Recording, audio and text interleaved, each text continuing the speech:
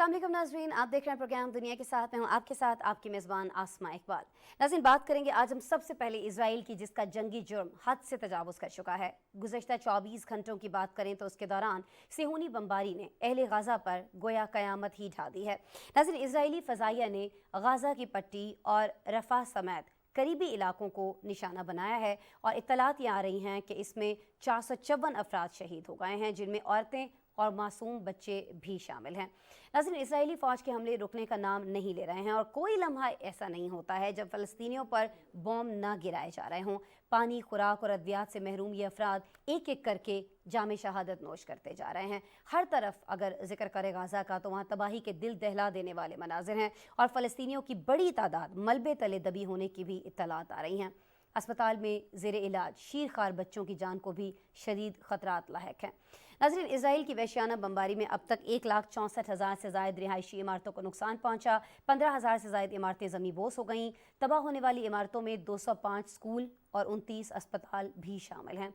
फ़लस्तीनी authority का कहना है कि फ़लस्तीनियों के लिए इमदाद लेकर आने वाले जो 17 ट्रक हैं, उन पर मुश्तमिल जो काफ़िला था उसको गज़ा में दाखिले की इजाज़त मिल चुकी है। लेकिन जितनी बड़ी तबाही हुई है, क्या ये 17 ट्रक्स पर मबनी जो इमदाद है ये मुतासरीन के लिए काफ़ी होगी? सिचुएशन क्या है इस वक्त गाज़ा में, कितनी इमदाद की ज़रूरत है और जंग से कितना नुकसान हुआ है, ये सारी चीज़ें एक रिपोर्ट में देखते हैं।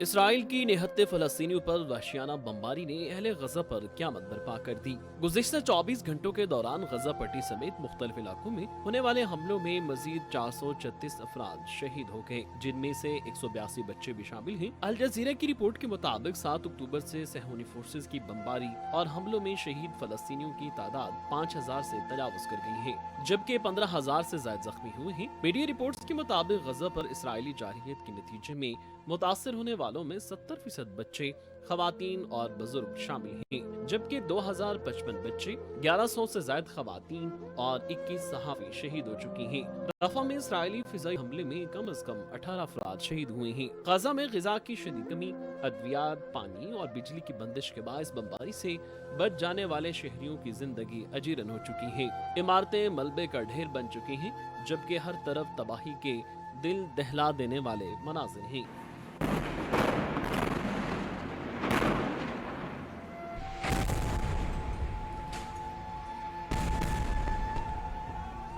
गजा में डॉक्टर्स ने खबरदार किया है कि अस्पतालों में जनरेटर्स का ईंधन खत्म होने की सूरत में बच्चों की जिंदगियां खतरे में हैं। अगर जनरेटर चलना बंद कर दें तो वक्त से पहले पैदा होने वाले बच्चे जिंदा नहीं रह पाएंगे। फलस्तीनी वजारत सेहत के मुताबिक सेहूनी फोर्सेस के हाथों मगरबी किनारे में भी 90 फलस्तीनी शहीद हुए। इसराइली फौज हर 15 मिनट में एक बच्चा शहीद कर रही है। बरतानवी नशियाती इदारे के मुताबिक गुज़िश्ता चंद घंटों के दौरान गजा में मुतअद्दिद अस्पतालों के करीब धमाकों की इत्तलात मौसूल हुई हैं, ताहम अभी तक ये वाज़ेह नहीं है कि इसमें कोई जानी नुकसान हुआ है। और मीडिया रिपोर्ट के मुताबिक मजमूई तौर पर 1,64,756 रिहायशी इमारतों को नुकसान पहुंचा। 15,000 से ज्यादा इमारतें जमीन बोस हुई।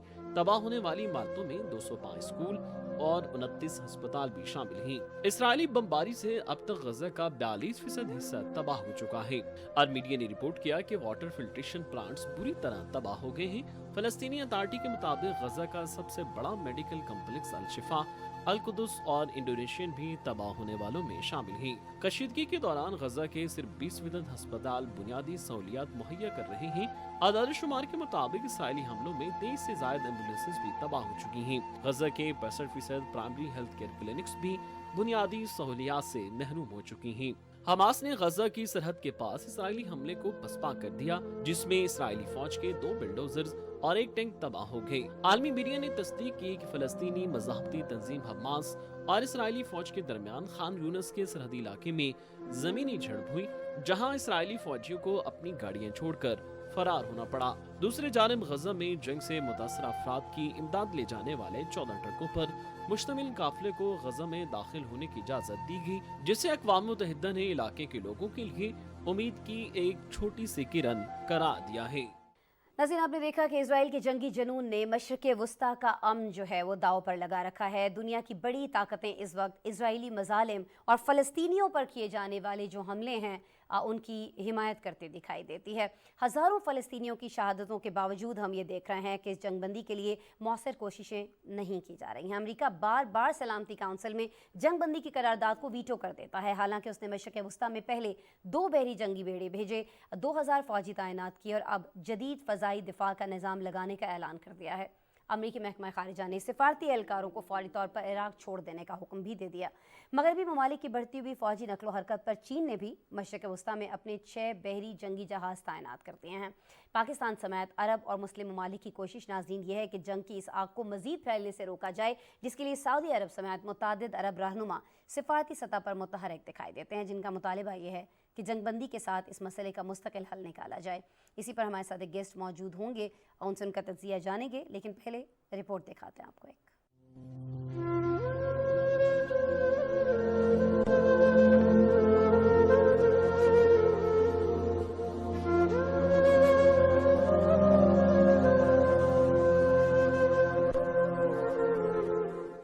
इसराइल और फ़लस्तीन के माबैन जारी जंग को रुकवाने के लिए सफारती सतह पर मुख्तलिफ ममालिक की जानिब से कोशिशें तो जारी हैं, लेकिन इसमें कोई कामयाबी नहीं मिल सकी और इस जंग की आग दूसरे मुल्कों तक फैलने के खदशात को हवा मिलने लगी है। मशरिक़ वस्ता में पहले ही अमेरिका के 2 जंगी बहरी बेड़े, 2000 फौजी और 2400 नेवी एहलकार तैनात हैं और इसराइल को असलहा भी फराम किया जा रहा है। और इसके बावजूद अमेरिका ने अपने मफादात को नुकसान पहुंचाने का जवाब बनाकर इलाके में एक मजबूत फिजाई दिफाई निजाम नस्ब करने का ऐलान कर दिया है, जिसके लिए एक जंगी बहरी बेड़ा मशरिक़ वस्ता की तरफ भेजा जा रहा है।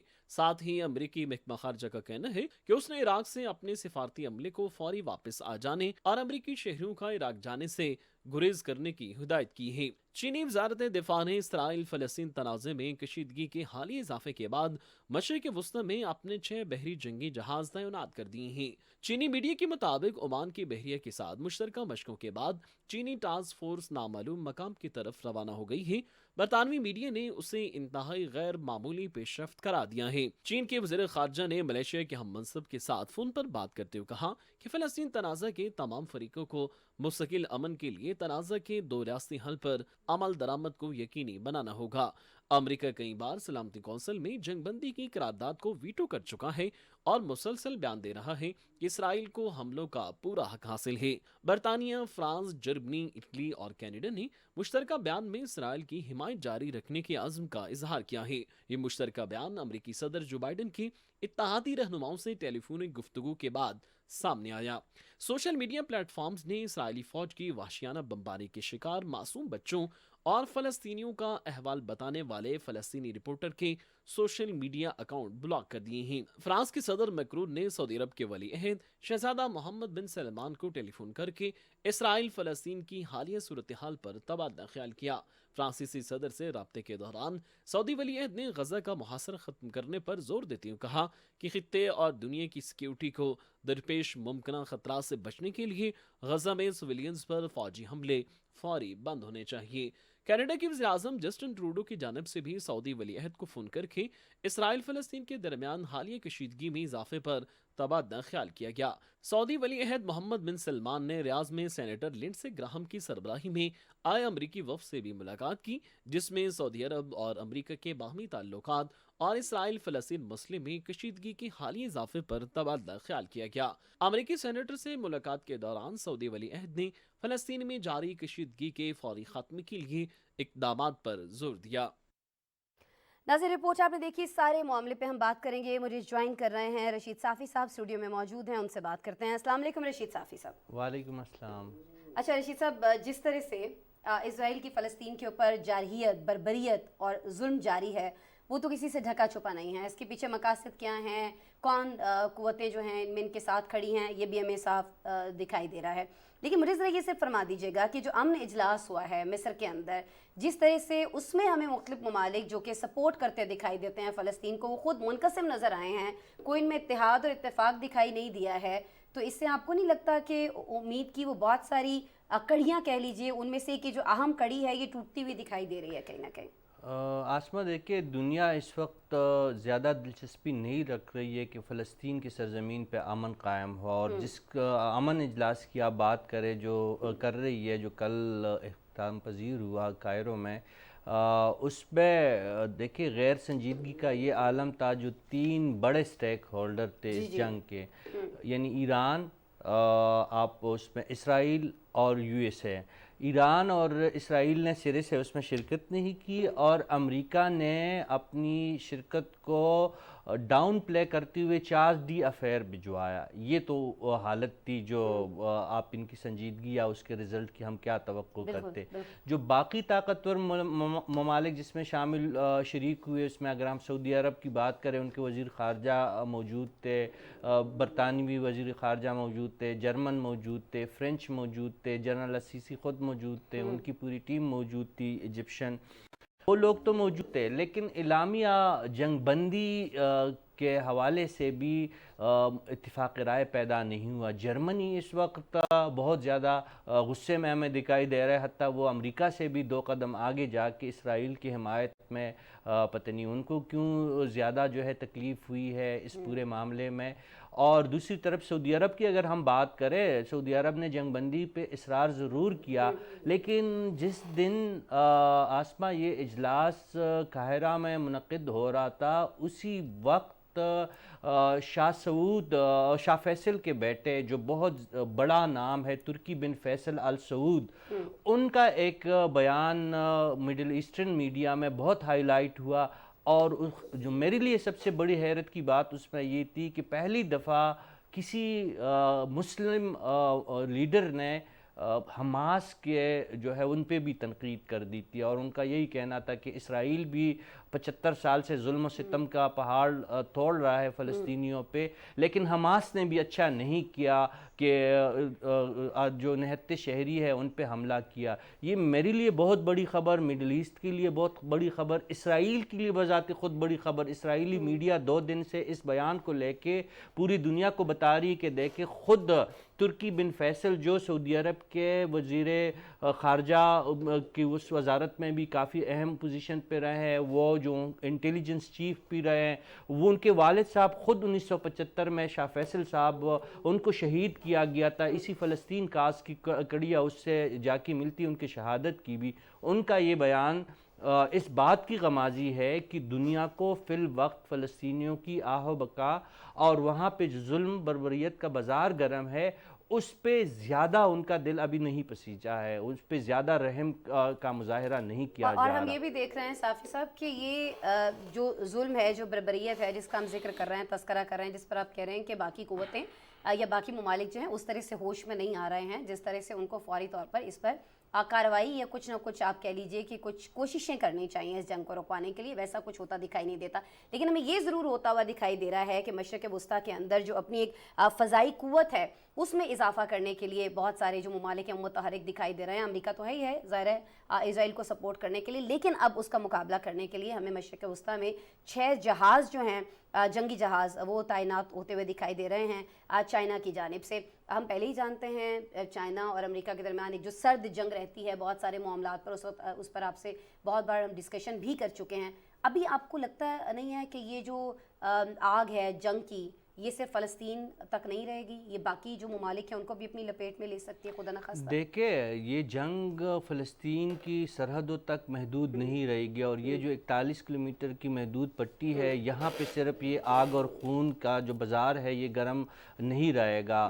اس سے دنیا کو ضرور جو ہے کئی مصائب کا اور مشکلات کا سامنا کرنا پڑے گا. ابھی ہم کرونا کی وبا سے نہیں نکلے تھے کہ یوکرین جنگ میں داخل ہوئے، ابھی یوکرین جنگ جاری ہے کہ مڈل ایسٹ میں عرب اور اسرائیل جنگ جو ہے اس کے دہانے پہ بات پہنچ گئی ہے. حماس اور اسرائیل کی لڑائی تو جاری ہے. یہ میں نے حکومتوں کی سطح پہ بات کی، جو قاہرہ میں لوگ بیٹھے تھے وہ صاحبان اقتدار تھے یا جو شاہی خاندان ہے سعودی عرب کی، ان کی حد تک میں بات کر رہا ہوں.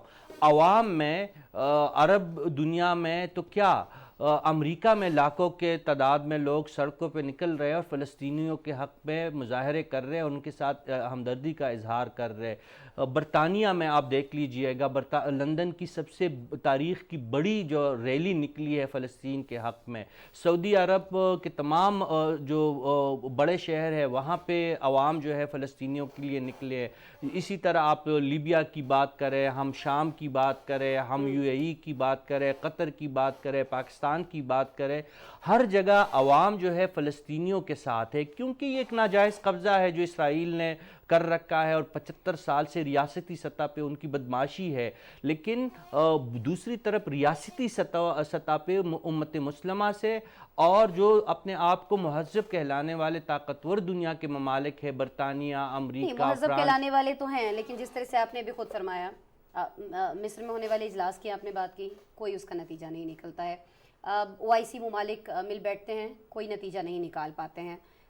لیکن جب آپ عوام کی بات کرتے ہیں کہ وہ آواز اٹھاتے ہیں تو اس پر یہی مہذب ممالک جن کا آپ ذکر کر رہے ہیں کہ ان کے کان پہ جوں تک نہیں رینگتی ہے، اس وقت جب کچھ عوام کی طرف سے سوشل میڈیا پر کوئی ری ایکشن دیا جاتا ہے، ایون فلسطین کا جب نام تک لکھا جاتا ہے تو ان کے اکاؤنٹس جو ہیں وہ بند کر دیے جاتے ہیں۔ مطلب کوئی یہ چاہتا ہی نہیں ہے، ایون وہ تمام ممالک جو اپنے ملک میں کسی جانور کے اوپر اس طرح کا ظلم برداشت نہیں کرتے ہیں جیسا فلسطین میں انسانوں کے اوپر خاص طور پر عورتوں اور بچوں کے اوپر کیا جا رہا ہے، وہ تک اس کے اوپر نہ صرف خاموش ہے بلکہ جو آواز اٹھاتا ہے اس آواز کو بھی دبانے کی کوشش کی جا رہی ہے۔ تو پھر صافی صاحب ہم کیا سمجھیں، کیا رخ یہ جنگ اختیار کرنے جا رہی ہے؟ کوئی قرارداد پیش ہوتی ہے تو اس کو ویٹو کر دیا جاتا ہے امریکہ جیسے ممالک کی جانب سے، کہیں نہ کہیں تھمتا دکھائی دے گا آپ کو یہ سلسلہ؟ جس تحریک اور جس موومنٹ کے پیچھے عوام کڑی ہو وہ تحریک ناکام بھی نہیں ہوتی، اور وہ اگر مخالف طاقتور ہو تو وہ پھر طویل عرصے تک چلنے والی تحریک ہوتی ہے۔ حماس کے ساتھ عوام ہے، آپ جانتی ہے کہ حماس کو غزہ کے لوگوں نے منتخب بھی کروایا ہے۔ اگر ہم جس طرح مغرب اس کو ایک ملیٹنٹ گروپ سمجھتا ہے، ہم پاکستانی اور پاکستانی ریاست یہ خیال کر رہی ہے کہ حماس جو ہے وہاں کی عوام کی نمائندگی کر رہی ہے۔ یہ تنظیم کوئی دہشت گرد تنظیم ہماری نگاہ میں نہیں ہے، مغرب کے نگاہ میں ضرور ہے۔ میں نے جو اپرائزنگ کی بات کی ہے کہ نہ صرف مسلمان ممالک میں بلکہ مغربی دنیا میں بھی عوامی سطح پہ اس ظلم کے خلاف اپرائزنگ ہوئی ہے، تو اس کا نتیجہ جو ہے ایک تو یہ جنگ طویل رہے گی کیونکہ ریاست اسرائیل کے ساتھ ہے اکثریت ان کی،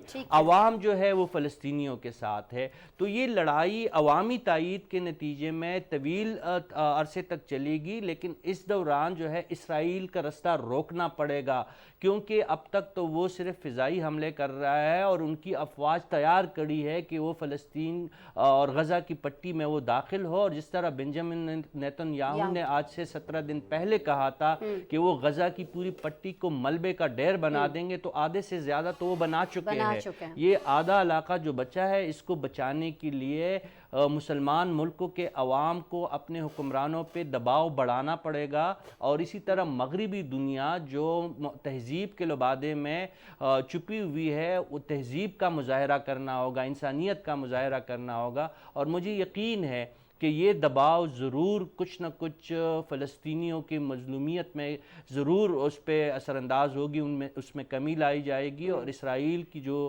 یہ ظالمانہ کارروائیاں ہے ان کو یہ روکنا پڑے گا۔ نہیں اسرائیل باز آتا تو دنیا ایک تیسری جنگ عظیم کے دہانے پہ پہنچ چکی ہے، اور اس کا نقصان نہ صرف اسرائیل اور ان کے جو سپورٹ کرنے والے ممالک کو پہنچے گا، اور ہم یہ جانتے ہیں کہ اس کے نتیجے میں، جنگوں کے نتیجے میں جو لاچار فلسطینی ہیں ان کو بھی مزید نقصانات کا سامنا کرنا پڑے گا، لیکن اس کے اثرات سے دنیا بھر جو ہے وہ محفوظ نہیں رہ پائے گی۔ ٹھیک ہے، جنگ جو ہے، یہ آگ جو ہے جنگ کی، یہ پھیلتی چلی جائے گی، کسی کا دامن بھی پھر اس سے نہیں بچے گا، اور خاص طور پر وہ لوگ جو اپنا دامن بچانا چاہ رہے ہیں اور چاہ یہ رہے ہیں کہ فلسطین ہی کو جو ہے وہ اس آگ میں جھونکا جائے۔ بہت شکریہ رشید صافی صاحب، آپ ہمارے ساتھ موجود تھے، سینئر تجزیہ کار رشید صافی صاحب میرے ساتھ موجود تھے، اس پروگرام میں ہمارا ساتھ دے رہے تھے، اپنا تجزیہ شیئر کر رہے تھے اسرائیل اور فلسطین کے درمیان جاری جنگ کو لے کر۔ پروگرام ایک بریک شامل کر لیتا ہے۔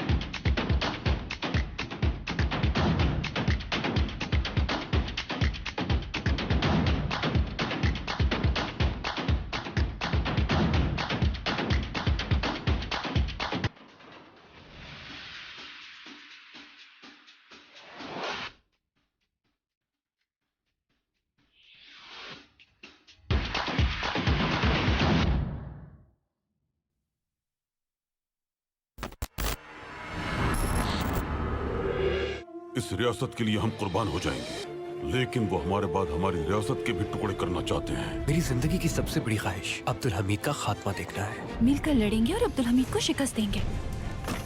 अगर अहमद पाशा मेसन है तो हम इसका मुशाहिदा अपनी आंखों से करेंगे।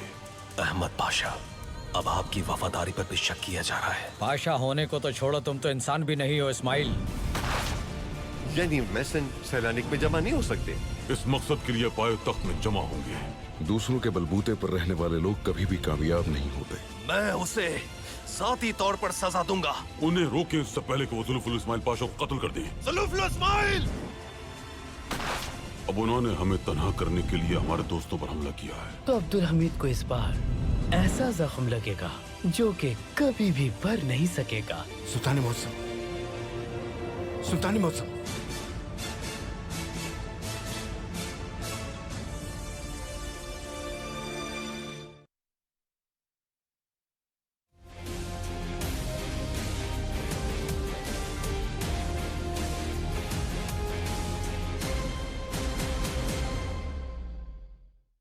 वेलकम बैक नाज़रीन। अभी हम आपको खबर दें कि अमरीकी ऐवानी नुमाइंदगान के लिए स्पीकर का जो चुनाव है वो संगीन मसला बनता जा रहा है, क्योंकि साबिक सदर ट्रंप की जो जमात है रिपब्लिकन्स, उसको ऐवानी नुमाइंदगान में अक्सरियत हासिल होने के बावजूद अपना स्पीकर जो है उसको मुंतखब करवाने में नाकामी का सामना है। नाज़रीन, आप जानते हैं जिम जॉर्डन अमरीकी ऐवानी नुमाइंदगान के स्पीकर के इंतखाब के लिए मजबूत उम्मीदवार समझे जा रहे थे, लेकिन उनके इंतखाब के लिए तीसरी बार होने वाली जो वोटिंग है वो भी बेनतीजा रही है। उन्हें ऐवान से सिर्फ 194 वोट मिल सके। ऐवान में उनके पास सादा अक्सरियत मौजूद थी और जीत के लिए उन्हें 217 नुमाइंदगान का एतमाद हासिल करना था, लेकिन अपनी ही जमात के 22 अरकान ने बगावत कर दी। मुसलसल 3 बार नाकाम होने पर रिपब्लिकन्स पार्टी ने अपना उम्मीदवार जो है वो तब्दील करने का फैसला कर लिया है। अच्छा नाज़रीन, रिपब्लिकन्स ने 3 अक्टूबर को स्पीकर केविन मैकार्थी को इस ओहदे के लिए जो है उसे हटा दिया था कि उन्होंने अमरीकी शटडाउन को रोकने के लिए 2 तरफा कोशिशें जो हैं उनको कामयाब करवाया था। 19 रोज़ से स्पीकर का ओहदा खाली होने के बायस यूक्रेन की इमदाद समेत दीगर कानूनी बिल जो हैं वो पास नहीं हो रहे हैं। हुकूमती उमूर चलाने में अब बहुत सारी मुश्किलात का सामना है। कौन सी मुश्किलात हैं, पहले हम आपको एक पैकेज के अंदर दिखा देते हैं केविन मैकार्थी को हटाए जाने के बाद से जो अभी तक हुआ है, और उसके बाद हमारे साथ गेस्ट होंगे, उनसे कुछ मज़ीद बात कर लेंगे इस मामले पर।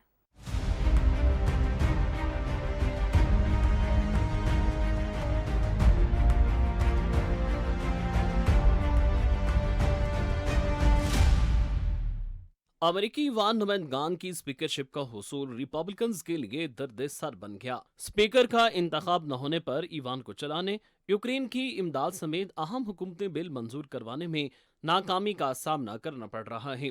इस वक्त रिपब्लिकन्स को ईवान में अक्सरियत हासिल है, लेकिन पार्टी के 22 अरकान कांग्रेस ने रिपब्लिकन उम्मीदवार जिम जॉर्डन के हक में वोट नहीं दिया, जिसके बायस वो तीसरी कोशिश में भी स्पीकर का ओहदा हासिल करने में नाकाम रहे। उन्हें 194 वोट मिले, जबकि उन्हें 217 वोट दरकार थे। अमेरिकी मीडिया के मुताबिक रिपब्लिकन अराकीन कांग्रेस में स्पीकरशिप के मामले पर इख्तिलाफात बरकरार हैं। 3 बार मुसलसल नाकाम होने पर रिपब्लिकन पार्टी ने जिम जॉर्डन से स्पीकर के लिए नामजदगी वापस ले ली।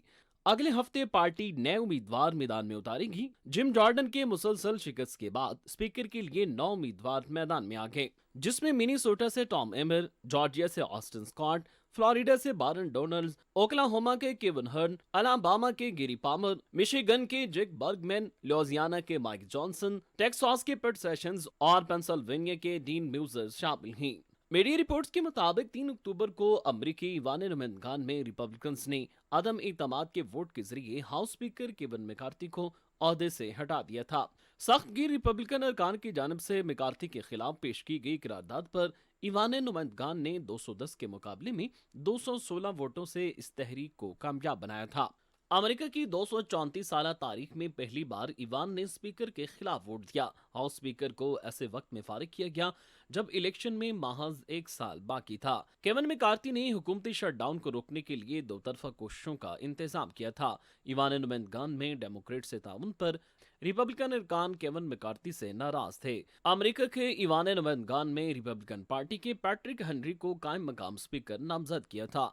स्पीकर के इंतखाबात में बार बार नाकामी अमरीकी हुकूमत के गले पड़ रही है, क्योंकि ईवान की कार्रवाई चलाने और बिल को मंजूर करवाने के लिए स्पीकर की तैनाती जरूरी होती है। एक तरफा अमेरिका को रूस के खिलाफ यूक्रेन के लिए जंगी इमदाद मंजूर करवाने में ताखीर का सामना करना पड़ रहा है, तो दूसरी जानिब बहुत से दूसरे कानूनी बिल पास नहीं हो रहे, जिस पर अमेरिकी हुकूमत तजब्जुब का शिकार दिखाई देती है। और कहा जा रहा है कि इंतखाबात का चौथा मरहला भी अगर नाकाम हो जाता है तो अमेरिका में सियासी बहरान संगीन हो जाएगा। ये क्या मामला है जी? कुछ चीज़ें आपने रिपोर्ट में जानी, रिपोर्ट में समझी, कुछ चीज़ें जो हैं हमें बहुत ही आसान करके समझाएंगे, हमें बताएंगे। फैज़ुर रहमान साहब मुझे ज्वाइन कर रहे हैं, सीनियर सहाफ़ी हैं, अमेरिका से हमारे साथ बराह रास्त मौजूद है। वीडियो लिंक पर उनसे बात करते हैं। अस्सलाम वालेकुम फैज़ साहब। वालेकुम अस्सलाम अस्मा, बहुत बहुत शुक्रिया। फैज़ साहब आपका शुक्रिया, आप हमारी रिक्वेस्ट पर हमेशा की तरह आज भी वक्त निकाल रहे हैं। फैज़ साहब पहले तो ज़रा ये समझा दीजिएगा कि क्यों जब एक जमात के पास अक्सरियत है तो उसके बावजूद अपना स्पीकर मुंतखब करने में उन्हें इतनी बड़ी नाकामी का सामना करना पड़ रहा है? देखिए, ये जो एक कहते हैं डेमोक्रेटिक डिसफंक्शन या जमहूरी तात्तुर, तो ये इसकी बड़ी क्लासिक मिसाल है कि खुद न सिर्फ ये कि जो इस वक्त जो पोलराइजेशन है, जिसे उर्दू में एक और लफ्ज़ हम लोग यूज़ करते हैं खुदबियत, यानी दोनों तरफ से इतने ज़्यादा शिद्दत पसंदी आ गई है। एंड न सिर्फ ये कि डेमोक्रेटिक पार्टी और रिपब्लिकन पार्टीज़ में इतना फ़र्क आ गया है कि वो एक दूसरे के साथ काम करने को तैयार हैं नहीं हैं। अब मामला यहाँ तक पहुँच गया है डेमोक्रेटिक डिसफंक्शन का कि रिपब्लिकन पार्टी के अंदर जो ग्रुप्स हैं उन्होंने भी आपस में एक दूसरे के साथ काम करने से इनकार कर दिया, और इतनी ज़बरदस्त कॉस्ट पर। आप ये देखिए, जैसा कि आपने फरमाया और आपके पैकेज में भी था, कि इस वक्त जो है 2 एक्टिव वॉर्स हैं जिसमें अमेरिका इन्वॉल्व है। सदर बाइडन ने $105 बिलियन की रिक्वेस्ट की है इसराइल और यूक्रेन के लिए, और ये वो वॉर्स हैं जिसमें कि खुद अमरीकियों की अक्सरियत चाहती है कि वो इमदाद दी जाए। लेकिन जब तक कि स्पीकर नहीं होगा कांग्रेस का, क्योंकि जो खर्चा है सारा, यानी जो पर्स है वो है कांग्रेस के हाथ में। तमाम एड, तमाम खर्चे जो होते हैं वो जब तक कि कांग्रेस वो फंड्स रिलीज ना करे वो बात आगे नहीं बढ़ सकती। और यहाँ पर एक और दूसरी बात जो अहम है, अमेरिकी सिस्टम जरा मुख्तलिफ है। हमारे पास स्पीकर होता है, डेप्यूटी स्पीकर होता है, तो अगर स्पीकर नहीं है तो डेप्यूटी बन जाता है, इख्तियारात उनके पास आ जाते हैं और काम चलता रहता है। जैसे कि आपने 2021 में भी देखा, बड़े बड़े मामला थे, चल निकले। लेकिन अमेरिका में डेप्यूटी स्पीकर नहीं होता, और जब तक कि कोई फुल फ्लैश्ड बाकायदा रेगुलर स्पीकर ना हो उस वक्त तक कोई भी ना बिल पास हो सकता है, ना कोई भी मामला आगे नहीं बढ़ सकता। कौन से अभी बड़े बिल्स हैं फैज़ साहब जो रुके हुए हैं? यूक्रेन की इमदाद का तो है ही है, और कौन से बड़े बिल्स हैं या और कौन से ऐसे बड़े मामलात हैं, अहम मामलात हैं जो आपको लगता है कि स्पीकर का ओहदा खाली होने की वजह से आगे नहीं जा पा रहा है? मैं अर्ज करता हूँ, उसमें जो दूसरा बिल बहुत बड़ा है, अभी 2 हफ्ते बाद अमेरिकन गवर्नमेंट की जो स्पेंडिंग है वो एक्सपायर होने वाली है। अगर अब नया बजट या नया खर्चा कांग्रेस मंजूर नहीं करेगी तो अमेरिकन गवर्नमेंट, पूरी हुकूमत शट डाउन हो जाएगी। तो इसका बहुत बड़ा खतरा है। और शट डाउन का मतलब ये हुआ कि जितने भी सरकारी मुलाजमीन हैं उनकी तनख्वाहें बंद हो जाएंगी, वो काम नहीं कर सकते, बहुत सौ की मुलाजमतें चले जाएंगी, कॉन्ट्रैक्टर्स की मुलाजमतें ख़त्म हो जाएंगी, और बहुत से जो इनके जो रिलीफ के जो काम हैं वो सारे बंद हो जाएंगे। तो वो एक सबसे बड़ा खतरा है। इसके अलावा और बहुत से दीगर बिल्स हैं, छोटे मोटे, कई जो हैं एम्बेसडर। अभी आप देखिए इस वक्त जो हैं वो कई तायनियात जो नॉमिनेशंस हैं, जो तो खैर सेनेट करता है, लेकिन उसके साथ साथ जो कांग्रेस के हाथ में, यानी जो हाउस अवान नुमाइंदगान के हाथ में है बहुत सी चीज़ें, तो वो बिल्कुल स्टैंड स्टिल हुई हैं। तो ये एक बहुत बड़ा एक, जैसे मैंने इससे पहले अर्ज किया कि ये एक क्लासिक एग्जाम्पल है डेमोक्रेटिक डिसफंक्शन की। और यही वजह है कि इस वक्त खुद अमेरिका में बहुत से लोग ऐसे सोच रहे हैं कि क्या वाकई डेमोक्रेसी एक वर्केबल सिस्टम ऑफ गवर्नमेंट है या नहीं है, क्या इसमें कौन सी तब्दीली लाना चाहिए। और ये, और आपको मालूम है, हमारे नाज़रीन जानते हैं कि सबसे बाकायदा जो इस वक्त जो डेमोक्रेसी का जो शक्ल है वो अमेरिका से शुरू हुई। अमेरिका सबसे पुरानी जमहूरियत है दुनिया की। तो जब यहाँ पर इस किस्म के मामलात हो रहे हैं तो फिर हम जैसे ममालिक में जो चीज़ें होती हैं वो आप खुद समझ सकते हैं कि उसका क्या हाल होगा। ठीक है, अच्छा सर, और ये जो रिपब्लिकन पार्टी ने अब उम्मीदवार ही तब्दील करने का सोच लिया है, तो आपको लगता है कि इससे रिजल्ट्स तब्दील होंगे और हम देखेंगे कि बहुत जल्द जो है वो स्पीकर का इंतखाब हो जाएगा, एक उम्मीदवार का नाम अगर चेंज कर लिया जाता? देखिए असमा, इस वक्त जो एक बड़ी मज़हक खेज सिचुएशन है, कोई 9 उम्मीदवार सामने आए हैं जो कि चाहते हैं कि वो स्पीकर बने। तो कल जो है यानी यहाँ के ट्यूसडे मंगल को रिपब्लिकन पार्टी की अपनी कॉन्फ्रेंस होगी और उसमें उन 9 में से किसी एक को नॉमिनेट किया जाएगा। अब आप ये सोचिए कि उन 9 में से अगर सिर्फ 5 लोगों ने ये फैसला कर लिया कि वो वोट अपने आप को देंगे या किसी और को देंगे, तो फिर भी कोई कोई स्पीकर इलेक्ट नहीं हो सकता। इसका मतलब ये हुआ कि जो अगेन जो मुहावरतन हम कहते हैं कि डेड ऑन अराइवल, वही मामला होगा कि अगर कोई नया कैंडिडेट सामने लाती है रिपब्लिकन पार्टी, तो मैं नहीं समझता कि उसको भी कोई यानी 217, जैसे कि आपने फरमाया था कि 217 वोट मिल सके। देखिए इसका जो सबसे बड़ा जो वो है मसला रिपब्लिकन पार्टी का, इनकी मेजॉरिटी बहुत थिन है, यानी इनके पास सिर्फ 221 मेंबरान हैं और 217 इनको चाहिए। तो अब इसका वे आउट जो आपने जैसे पूछा, इसका वे आउट ये है कि इनको डेमोक्रेटिक पार्टी के साथ मिलके काम करना पड़ेगा। अगर ये ऐसा नहीं करते हैं, बहरान मजीद संगीन हो जाता है। कानून के मुताबिक यहाँ पर कोई और हल है? अगर ऐवानी स्पीकर का इंतखाब जो है उसमें नाकामी हो जाती है नए उम्मीदवार का नाम आने के बावजूद, तो फिर क्या है अमरीकी कानून के मुताबिक सूरत? इसकी सिर्फ इनका जो दस्तूर है उसमें यही है कि इसी तरह से प्रोसेस चलता रहेगा। जो केविन मैकार्थी साहब जो बने थे, तो गालिबन 15 दफा वोटिंग हुई थी। तो उसके बाद फिर जाके वो इलेक्ट हुए थे।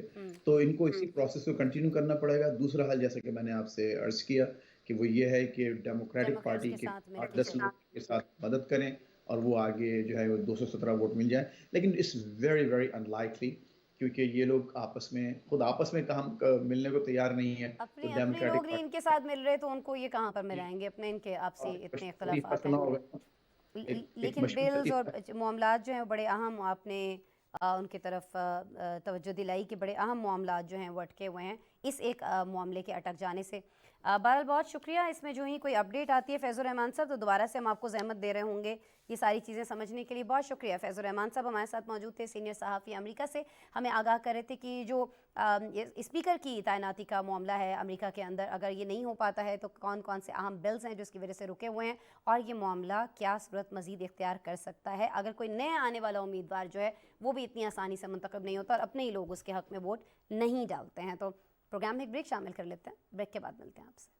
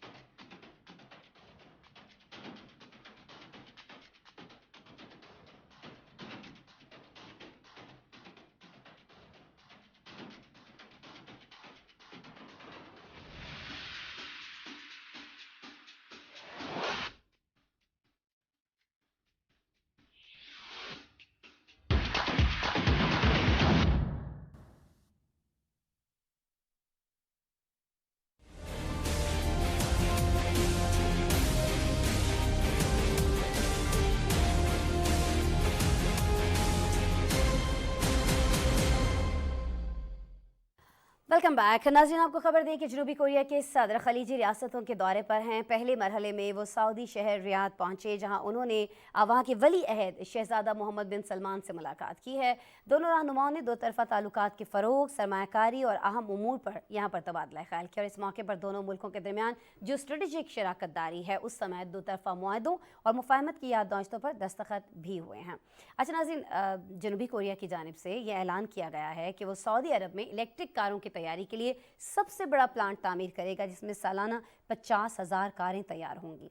सऊदी अरब ने मकामी शराकतदारों से मिलकर इस मंसूबे में $500 मिलियन की सरमायाकारी की भी हामी भर ली है और टारगेट यह है कि 2030 तक इस प्लांट से कारों की पैदावार जो है वो 6 गुना बढ़ाकर 3 लाख तक पहुंचा दी जाएगी। सऊदी ऑटोमोबाइल मार्केट मशरक़ वस्ती में सबसे बड़ी मार्केट में से एक कही जाती है और खलीजी रियासत में बरकी तवानाई से चलने वाली जो गाड़ियां हैं उनकी मैन्युफैक्चरिंग से सऊदी मईशत का तेल के शोबे पर इन्हिसार कम करने में भी मदद मिलेगी। अच्छा नाज़रीन, जनूबी कोरिया ने अपनी ऑटो टेक्नोलॉजी के फ़रोग़ और सरमायाकारी की राह हमवार करने के लिए खलीजी ममालिक का रुख कर लिया है। ये तो हम देख रहे हैं, इसमें वो कामयाब होता भी दिखाई दे रहा है। लेकिन मज़ीद कौन से ऐसे शोबे हैं जिनके बारे में बात करने के लिए जनूबी कोरिया के जो सदर हैं वो खलीजी रियासतों का दौरा कर रहे हैं, ये सारी चीज़ें आपको एक पैकेज, एक रिपोर्ट में दिखाते हैं।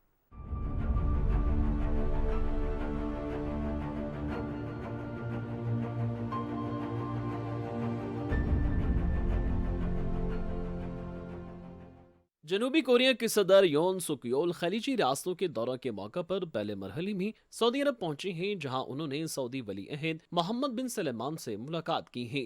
इस दौरान दोनों मुल्कों के माबैन मुख्तलिफ माहिदों पर दस्तखत हुए हैं। जनूबी कोरिया के सदर योन सुक योल का कहना है कि उनकी मोटर कंपनी सऊदी अरब में पब्लिक इन्वेस्टमेंट फंड के साथ मुश्तरका तौर पर कार प्लांट तामीर करेगी। रियाज के दौरा के दौरान एक आला सतह वफ्द के हमरा जनूबी कोरिया के सदर ने एक तकरीब में शिरकत की, जहां माहिदे पर दस्तखत किए गए। मुल्क इस पहले बड़े प्लांट की सालाना पैदावारी सलाहियत 50,000 इलेक्ट्रिक और गैस से चलने वाली कारें होंगी और ये मशरिक़ वस्ती में जनूबी कोरिया की पहली ऑटोमोबाइल फैक्ट्री होगी।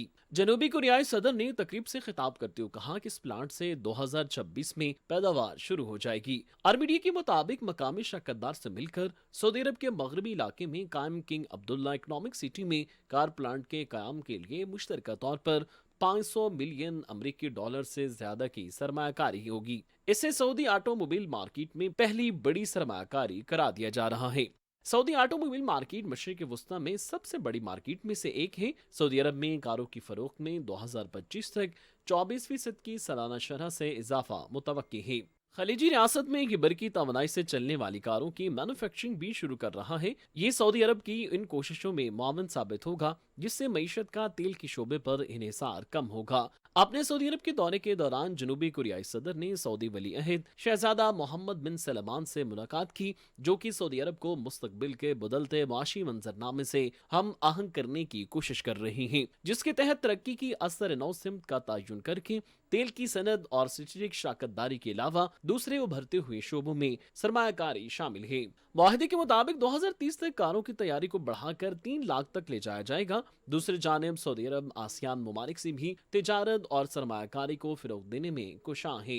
GCC आसियान कॉन्फ्रेंस में रहनुमाओं ने मुश्तरका मफादात के इलाकाई और बैनुल अक़वामी उमूर पर तबादला ख्याल किया और अपनी शराकतदारी को बेहतर बनाने और फिरोग देने के तरीकों पर गौर किया, ताकि एक दूसरे के साथ मिलकर तरक्की के मौक़ों से फायदा उठाया जा सके। इस मौके पर ताकत के इस्तेमाल या ताकत के इस्तेमाल की धमकी और इख्तिलाफात या तनाज़ात को पुरअमन तरीकों से हल करने की जरूरत पर जोर दिया गया।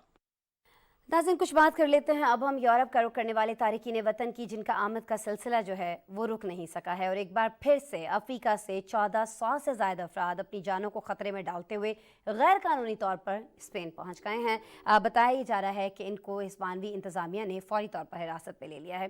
नाज़रीन, ये जो अफराद हैं ये भारी रकूम देकर मुख्तलिफ एजेंट्स के ज़रिए बड़ी कश्तियों में सवार हो जाते हैं और हादिसात पेश आने पर बहुत सारे अफराद को अपनी जान से हाथ भी धोना पड़ते हैं।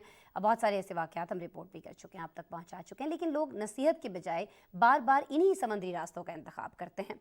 अफ्रीका से यूरोप जाने के लिए जिस समुद्री रूट का इंतखाब किया जाता है नाज़रीन, वहाँ रवां साल के दौरान भी 1000 से ज़ायद अफराद समंदर में डूब चुके हैं। बड़े बड़े हादसात हो चुके हैं। जनवरी से अक्टूबर तक की अगर हम सिर्फ बात कर लें, इस साल की अगर हम बात कर लें 2023 की, तो इसी के दौरान सिर्फ स्पेन पहुँचने वाले जो गैर कानूनी तारिकीन वतन की तादाद बताई जाती है वो 23,000 से ज़ायद है। इसके अलावा हर साल हज़ारों अफराद जो हैं वो इटली का भी रुख करते हैं, दीगर ममालिक का भी रुख करते हैं। ये जो ममालिक हैं इन्होंने तारिकीन वतन की आमद को रोकने के लिए अब तक बहुत से मंसूबे बनाए हैं, लेकिन तमाम ही नाकामी से दो चार होते हुए दिखाई देते हैं।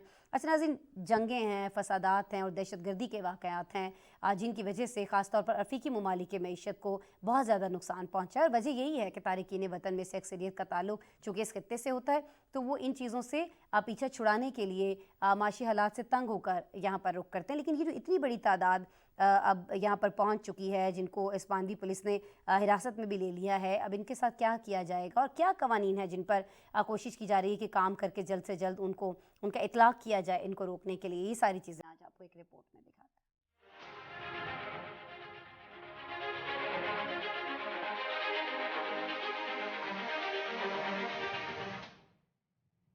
अफ्रीका और एशिया समेत मुख्तलिफ खित्तों से रोशन मुस्तकबिल के लिए यूरोप का रुख करने वाले गैर कानूनी तारकीन वतन की आमद का सिलसिला न रुक सका और अभी तक यूरोप को रुख करने वालों की तादाद खतरनाक हद तक तजावुज कर रही है।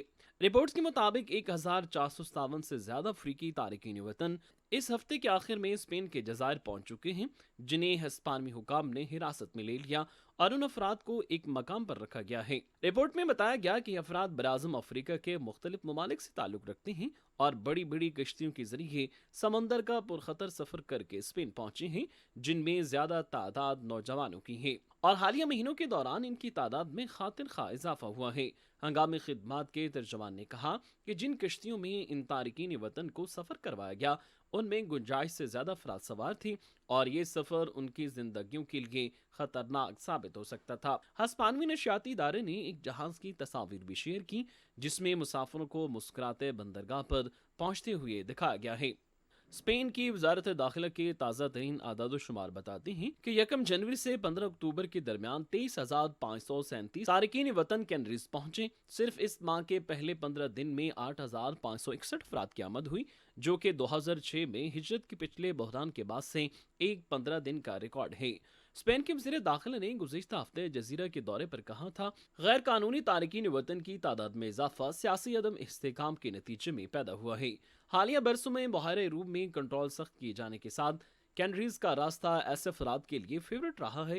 ताहम ऐसा भी होता है कि बहुत से समुद्री जहाज साहिल पर नहीं पहुंच सके हैं क्योंकि 1000 किलोमीटर दूर मार्केश या मगरबी सहारा से आने वाले और तवील खतरनाक क्रॉसिंग पर हजारों तारकीन वतन अपनी जानें खतरे में डाल चुकी हैं और कीमती इंसानी जिंदगियां समुंदर बुर्द हो चुकी हैं। रिपोर्ट के मुताबिक अफ्रीका में दहशतगर्दी, जंगों और फसादात के बाद मुल्की वसाइल तबाह हो रहे हैं और लोग भूख और अफलास का शिकार होकर गैर कानूनी तौर पर यूरोप का रुख करते हैं ताकि वो अपनी माशी मुश्किलात को दूर कर सकें। रिपोर्ट के मुताबिक अफ्रीकी अफराद मजबूर होकर मार्टिनिया, सेनेगाल और यहाँ तक कि गिम्बिया से भी ज्यादा खतरनाक रास्तों का इंतखाब करते हैं और ये खतरनाक इलाका लगभग 1000 किलोमीटर पर मुहित होता है। यूरोप की जानिब से गैर कानूनी तारकीन वतन का रास्ता रोकने के लिए बहुत से इक़दाम उठाए थे, लेकिन अब इन अफराद ने जजीरों का रुख कर लिया है, जिस पर यह मनसूबा बंदी नाकाम होती दिखाई देती है। यूरोपीय कौम ने वाज़ेह कर दिया है कि किसी को गैर कानूनी तौर पर यूरोप दाखिल होने की इजाज़त नहीं दी जाएगी। मीडिया रिपोर्ट्स के मुताबिक रवां साल समुंदर में हजारों अफराद की किश्तियां डूबने के वाक़यात में अपनी जान गंवा बैठे हैं और उनमें से बेशतर की लाशें भी न मिल सकी। ताहाल इस मसले का तदारुक नहीं किया जा सका। ऐसी रिपोर्ट आपने देखी। इसके साथ ही आज के प्रोग्राम में इतना ही। कल दोबारा आपसे मुलाकात हो रही होगी। अपना बहुत सारा ख्याल रखिएगा और जाते जाते हमारा स्पेशल सेगमेंट चलते चलते ज़रूर देखिएगा। अल्लाह ने के बाद वज़ीर ख़ारजा जलील अब्बास जलानी और सेक्रेटरी ख़ारजा सारिस सजाद काजी से अमरीकी सफ़ीर बरा बैनुल अक़वामी मजहबी आज़ादी रशाद हुसैन ने मुलाकात की। दफ्तर ख़ारजा के मुताबिक मुलाकात में अंदरून और बैरून मुल्क इंसानी हुकूक के तहफ़्फ़ुज़ और फ़िरोग़ के लिए पाकिस्तान के आज़म का इआदा किया गया। सेक्रेटरी ख़ारजा ने इस मौका पर तमाम शहरियों के लिए इंसानी हुकूक और आज़ादी को बरकरार रखने के लिए बनाई गई पॉलिसी का इश्तराक किया। बेल्जियम के नए वज़ीर कानून ने अपनी जिम्मेदारियां संभाल लीं। बेल्जियम के बादशाह किंग फिलिप ने सदारती महल में उनसे हल्फ लिया। साबिक वज़ीर कानून ने 15 अगस्त को ब्रसल्स में फायरिंग करके 2 स्वीडन शहरियों को हलाक करने वाले अब्दुस्सलाम लासूद को गैर कानूनी तौर पर मुकीम होने के बावजूद मुल्क से न निकाले जाने पर अपनी वजारत की जिम्मेदारी कबूल की और वजारत छोड़ने का ऐलान किया था। अर्जेंटाइन के सदारती इंतखाबात में कोई भी उम्मीदवार 45% से ज्यादा वोट हासिल न कर सका। मतलूबा वोट हासिल करने में नाकामी के बायस अब फैसला 19 नवंबर को रन ऑफ वोट में होगा। मुल्क के सदारती इंतखाबात में हुक्मरान पीरोनिस्ट इत्तेहाद के उम्मीदवार की तवक्को से ज्यादा बेहतर कारकर्दगी के बाद अर्जेंटाइन में वजीर इक्तिसादिया सर्जियो मासा जीत के लिए पुराज़्म हैं, जबकि इंतहाई दाएं बाजू के आज़ादी पसंद जुवेद मेली का कहना है कि अगले मरहले में फैसला उनके हक में आएगा।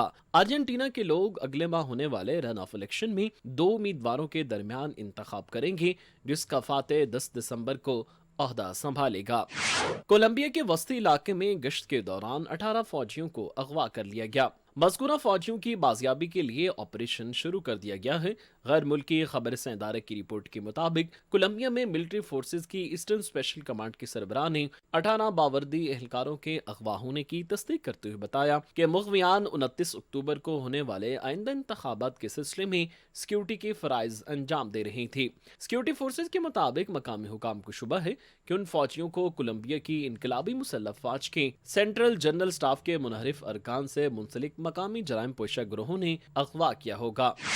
चीन के शहर हांगझू में जारी एशियन पैरा गेम्स में बैडमिंटन के मुकाबले में पाकिस्तान के मोहम्मद वकास अख्तर ने इराक के अली सादी को 2-0 से हरा दिया। मोहम्मद वकास अख्तर ने 21-4 और 21-3 से कामयाबी हासिल की। खवातीन के बैडमिंटन में महानूर फारूक ने मालदीव की इशात नशाहा को 2-0 से शिकस्त दी। उनका स्कोर 21-2 और 21-4 रहा।